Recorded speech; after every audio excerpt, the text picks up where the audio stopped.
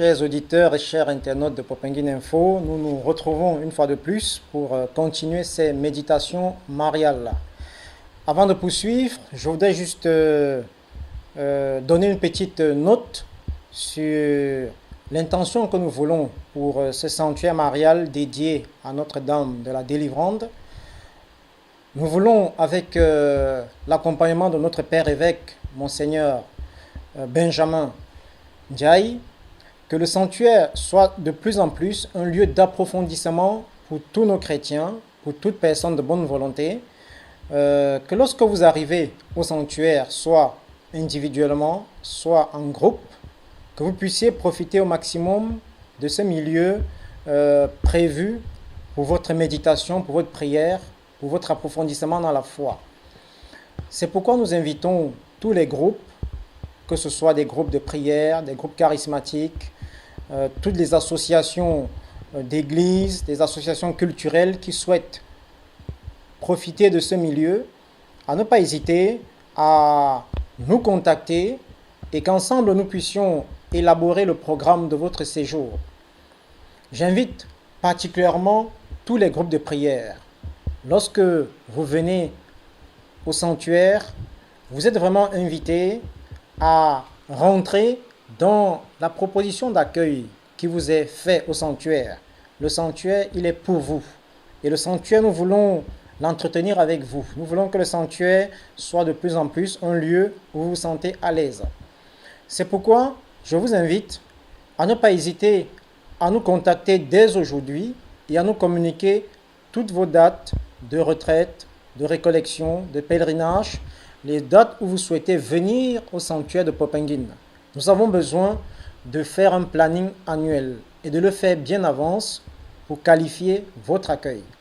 Donc j'insiste vraiment sur cela parce que vous méritez d'être bien accueillis et pour que nous puissions bien vous accueillir, il est important que vous puissiez nous donner bien en avance vos dates de séjour au sanctuaire.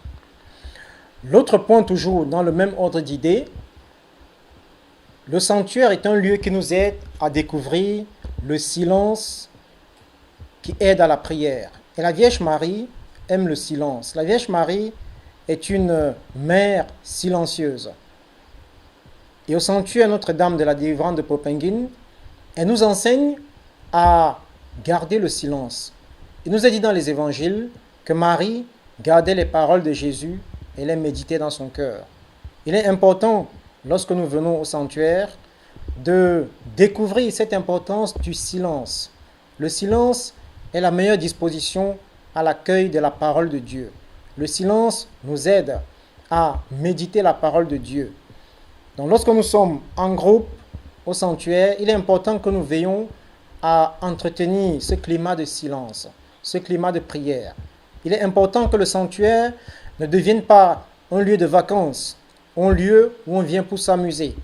Il est important de respecter ce milieu dédié à la Vierge Marie.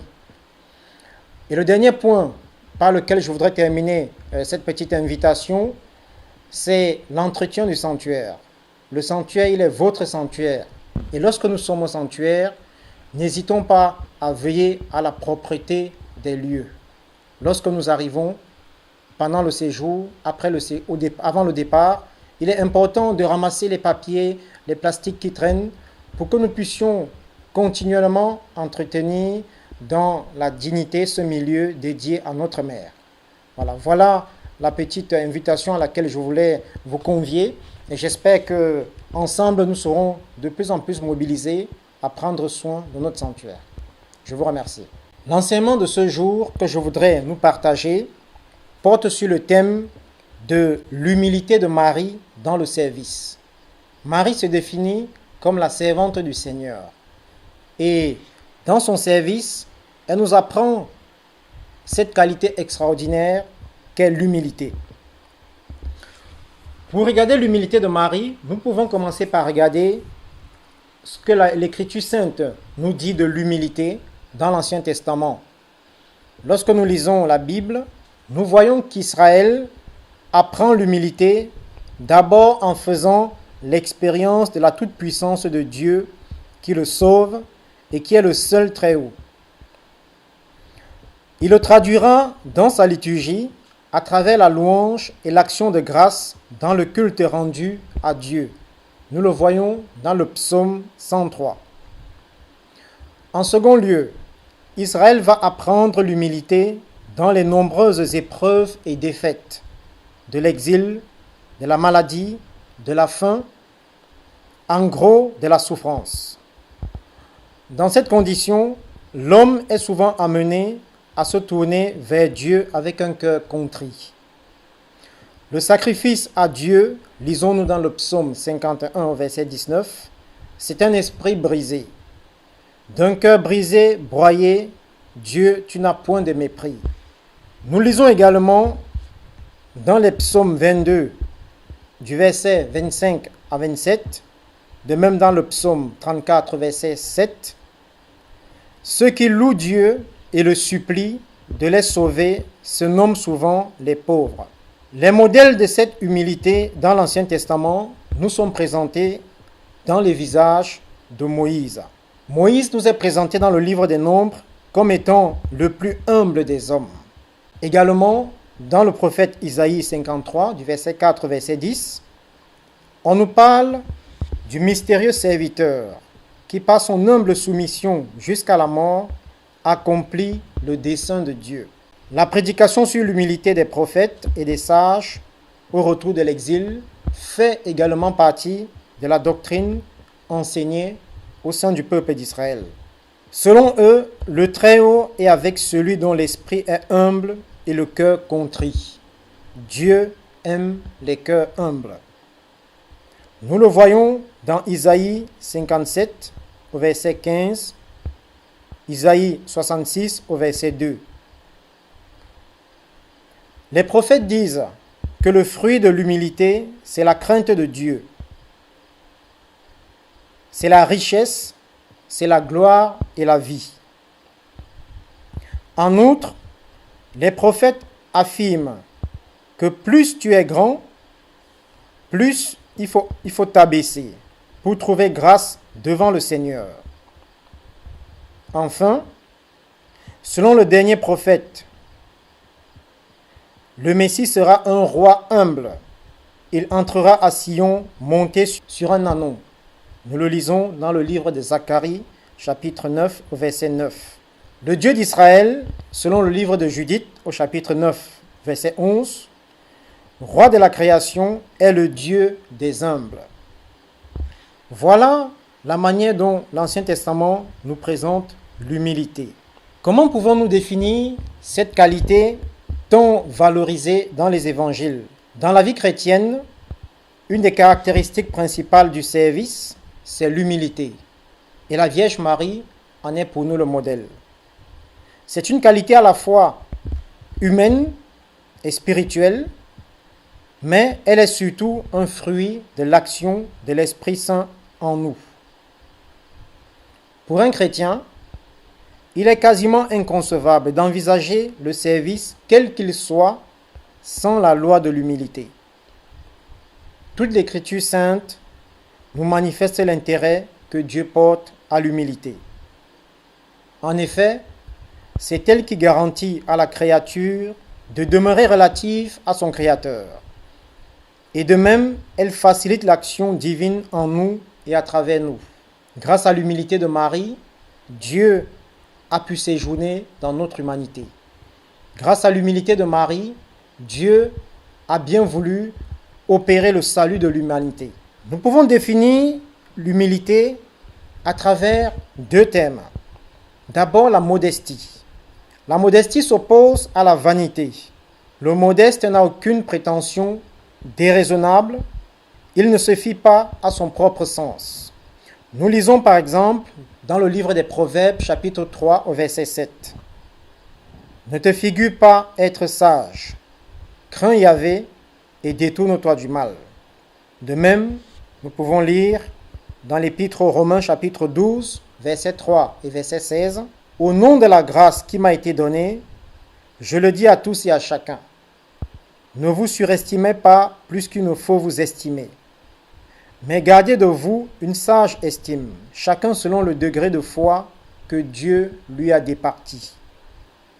plein d'une égale complaisance en tous, sans vous complaire dans l'orgueil, attirez plutôt par ce qui est humble, ne vous complaisez pas dans votre propre sagesse. L'enseignement de sagesse contenu dans les psaumes nous dit: le Seigneur n'a pas le cœur fier, ni le regard hautain.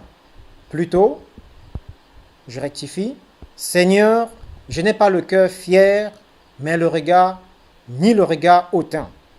Je n'ai pas pris un chemin de grandeur, ni de prodige qui me dépasse. Psaume 131, au verset 1. L'humilité peut aussi être définie dans son opposition à l'orgueil.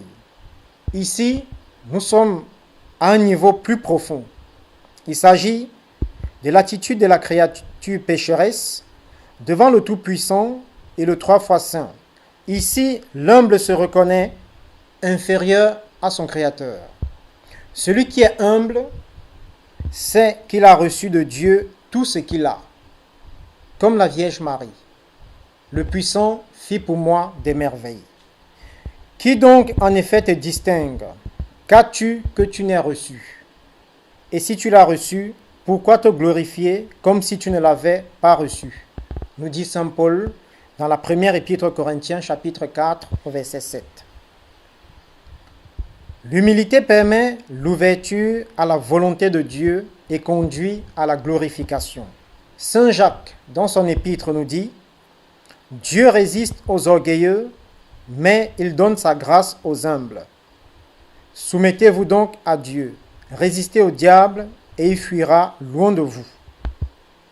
De même, nous lisons dans le premier livre de Samuel, chapitre 2, versets 7 à 8. C'est le Seigneur qui appauvrit et qui enrichit, qui abaisse et qui élève. Il retire de la poussière le faible, du fumier il retire le pauvre, pour le faire asseoir avec les nobles et lui assigner un siège d'honneur.